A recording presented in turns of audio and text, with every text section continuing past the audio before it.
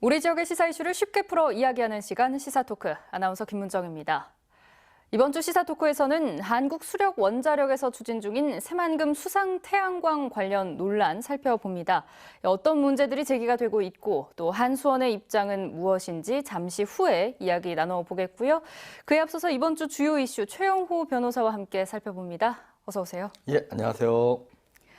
네, 벌써 1년이 지났습니다. 어린이 보호구역 스쿨존에서 운전자의 안전 의무를 강화한 일명 민식이법. 개정 당시부터 굉장히 다양한 논란들이 있어 왔는데요. 실제 시행에 들어가서도 아이들을 지켜야 한다는 법의 취지에는 공감을 하지만 운전자에게 현실적으로 너무 가혹한 법이 아니냐 이런 논란도 끊임없이 제기가 됐죠. 이제 2019년도에 어린이 보호구역 내 교통안전 강화 대책이라는 게 나오면서 이제 그 속도를 하향 40km에서 30km로 하향하고 주정차가 전면 금지가 되고 과태료가 상한이 되고 CCTV가 이제 좀 더 많이 설치되고 뭐 이런 식으로 바뀌었어요. 그러면서 이제 민식이법이라고 논란이 된 거는 사실 이제 그 어린이 보호구역 내 사망 사고나 상해 사고 시 이제 처벌을 강화하는 거였거든요. 그래서 우리가 이제 이 법의 목적과 취지를 좀 생각해 봤을 때 어떻게 하면 어린이 보호구역 내 사고 아니면 어린이에 대한 교통사고를 줄이느냐 이 얘기를 해야 되는데 이제 처벌이 강화되는 것만 얘기를 했었거든요. 사실 처벌이 강화되는 것도 어린이 보호구역 내 사고를 줄이기 위한 목적이 될 수는 있겠지만 사실 그 통학로에 차가 안 다니게끔 하는 거나 통학로에서 차가 천천히 다니게끔 하는 거나 이런 것들이 가장 선행된 조치인 건데 이런 것들에 대한 논의보다는 오히려 처벌 강화만 목적이 되니까 민식이법이 마치 이제 운전자 이 모든 어떠한 사고의 책임이 운전자에게만 돌리는 거거든요. 그래서 이 실제 운전자들 사이에서는 이제 처벌이 강화된 점, 그 다음에 어린이 보호구역 내에서 안전의무 위반이라는 어떤 사소한 어떠한 잘못이라도 내가 처벌을 받을 수 있겠다는 어떠한 그러한 공포 때문에 사실 반발이 좀 많이 있었죠. 네. 민식이법 시행 1년 후 우리 아이들은 과연 안전하게 보호받고 있을까요? 이를 반증하기라도 하듯 얼마 전 우리 지역 전주에서 11살 초등학생이 등교 중에 사망하는 안타까운 사고가 발생했습니다. 관련 영상으로 먼저 만나보시죠. 한 초등학생이 자전거를 타고 횡단보도로 향합니다. 그 순간 바로 옆 차도를 달리던 레미콘 차량이 우회전을 하더니 자전거를 들이받습니다.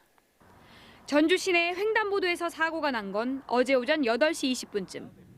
12살 초등학생은 현장에서 숨졌습니다. 50대 레미콘 운전자는 초등학생을 보지 못했다고 진술한 것으로 알려졌습니다. 경찰은 운전자가 속도를 줄이지 않은 채 방향을 틀다 사고가 난 것으로 보고 정확한 사고 원인을 조사하고 있습니다. 사고 현장에는 추모의 발길이 이어졌습니다. 사고가 난 지점에는 이렇게 피해 학생을 추모하는 꽃다발이 놓였습니다. 어른들이 미안하다는 글귀도 적혀 있습니다. 아침에 꽃을 갖다 놨어요. 추모하려고. 근데 그 마음이 부모 입장에 생각할 때 너무나 안타깝고 그리고 이것은 어른들한테 반드시 경각심을 좀 심어줘야겠다. 이런 안타까운 사고는 지난해 5월에도 발생했습니다. 전주의 한 어린이 보호구역에서 불법 유턴을 하던 SUV 차량이 2살배기 남자아이를 치어 숨지게 한 겁니다. 당시 운전자 역시 아이를 발견하지 못했다고 말했습니다. 운전자의 순간의 방심이 피해자 가족에게 돌이킬 수 없는 아픔과 상처를 남기고 있습니다.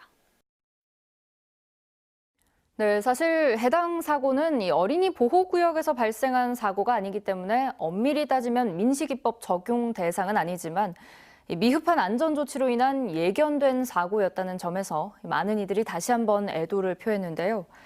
이렇게 여전히 운전자들의 부주의로 인한 어린이 교통 사망 사고가 계속되고 있습니다. 더 놀라운 사실은 민식이법 이후에 이 법과 제도가 개선이 됐는데도 불구하고 효과가 미미하다 이런 통계가 계속 나오고 있어요. 작년 2020년 3월 달에 이제 법이 시행이 됐거든요. 그래서 정부 발표에 따르면은 이제 어린이 보호구역 내 교통사고의 경우에 이제 15.7%가 감소하고 사망자 수는 50%가 감소했다고 발표를 했어요. 그래서 이 법 시행 이후에 이제 효과가 좋다라는 취지였는데 생각해 보면 이제 그런 점이 하나 있어요. 이제 우리나라에서 교통사고 사망자 수가 가장 많았을 때가 1991년으로 13,000명이 1년에 죽었어요. 오. 예, 그래서 2000년까지 한 1만 명 정도가 죽었는데 이제 계속 줄어들면서 2019년 작년 같은 경우는 3,000명으로 줄었어요. 네. 예, 그리고 이제 어린이 교통사고 같은 경우에는 2000년부터 통계가 잡히기 시작하는데 한 700명, 1년에 700명이 죽었는데 작년 같은 경우는 26명이 죽었거든요. 네. 사실 생각해 보면 이제 교통문화, 생명 경시 풍조거든요. 운전자들이 뭐 차가 우선이 사람이 우선이야 이렇게 생각을 하면서 사고가 많이 났었는데 이게 사실은 이게 그 교통 문화가 정착하는 단계라고 보여져요. 그래서 우리나라도 사실은 뭐 사고가 아직도 많긴 하지만 많이 좋아지고 있는 추세에 장기적으로 있었던 봤을 거죠. 때는요. 예. 예. 지금 그 추세에 있었던 거 한 가지 이유가 있고 두 번째 이유 같은 경우에는 사실 코로나로 아이들이 사실은 등하굣길이 네. 좀 적어지다 보니까 그 두 가지 요인이 가장 큰 것으로 보이고 사실 민식이법의 처벌 상향이 어느 정도 영향을 미쳤는지에 대해서는 그렇게 큰 영향이 아니었을 것으로 보여집니다. 네, 주의 의무는 다해야겠지만 민식이법도 사실 완벽하지 않다. 기준이 애매한 것 같다. 이런 불만도 있어요. 그래서 자꾸 법을 다시 재개정해야 한다. 이런 의견도 나오는 것 같은데 일단 이 법의 명확한 취지와 또 구성 요건, 그러니까 어떠한 경우에 처벌을 받게 되는지를 좀 설명을 해 주신다면요. 이 법에 대해서 논란은 한 두 가지인 것 같아요. 말씀하신 대로 이제 이 구성 요건이 도대체 어떻게 되는 거냐. 30km를 내가 미만으로 다녀도 사고가 나면 이 가중처벌이 되는 거냐.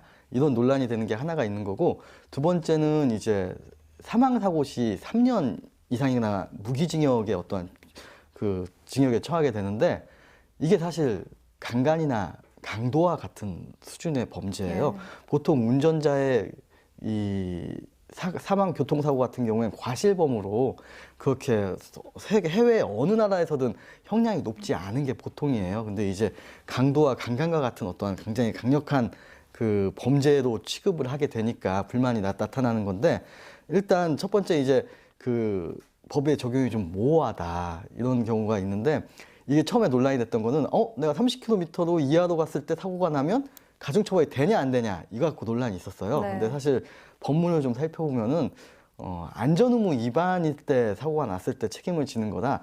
30km 이하로 다니더라도 안전의무 위반이 됐을 경우에는 책임을 지는 게 맞아 보여요. 네. 예, 그렇게 지금 적용을 하고 있고 그다음에 두 번째 같은 아까 그 형량의 형평인 건데 우리가 과실범에 대한 이 사실 고의범과 과실범은 형사 체제에서 엄격하게 구분하는 거거든요. 네. 그런데도 불구하고 너무 이렇게 강한 처벌이다라는 논란은 분명히 있습니다. 네. 그래서 이 법이 시행된 이후에 이 스쿨존은 가급적 길을 돌아가더라도 피한다. 이런 분들도 계시고요. 심지어 스쿨존으로 안내가 되지 않는 내비게이션도 나왔다 하더라고요. 어쨌든 결과적으로 운전자들의 경각심이 높아진 건 사실이고 또 스쿨존 내 시설들도 많이 보강이 된 것 같긴 한데 그럼에도 불구하고 사고가 줄어들지 않고 있죠. 그러면 이게 운전자 처벌을 강화하는 게 능사가 아니고 보다 근본적인 어떤 문제들이 있어서지 않을까 이렇게 보여지는데 이에 대해서는 어떻게 생각하시는지요? 운전자 처벌을 강화하는 건 모든 책임을 개인에게만 돌리는 거예요. 사실 네. 그것만으로 문제가 해결되지도 않고 교통사고가 유의미하게 줄어들지 않을 것으로 보여져요. 네. 가장 중요한 건 문화와 제도거든요. 먼저 사실은 우리가 생명을 존중하는 어떠한 문화가 먼저 정착이 돼야 되는 거고 제도와 같은 경우에는 이제 사실 통학로 인근에 차가 잘 다니지 않게끔 도시계획이 돼야 되는 거죠. 교통정책이 통학로는 사실 큰 차나 큰 공사 차량이나 아니면은 쌩쌩 달릴 수 있는 어떤 승용 차량들이 다른 우회 도로로 다니게끔 하는 유도를 하는 먼저 아예 뭐 전면 금지가 아니라 유도를 하는 어떤 교통 흐름을 도시 설계가 먼저 돼야 되는 거고 두 번째 같은 경우에는 이 차량이 빨리 다니지 못하게 해야 돼요. 예. 턱을 놓든지 아니면 이 도로 협착을 하든지 주정차를 못하게 하든지 이런 게 돼야 되는 거고 세 번째 같은 경우는 운전자가 아이의 시선을 잘 보게끔 해야 돼요.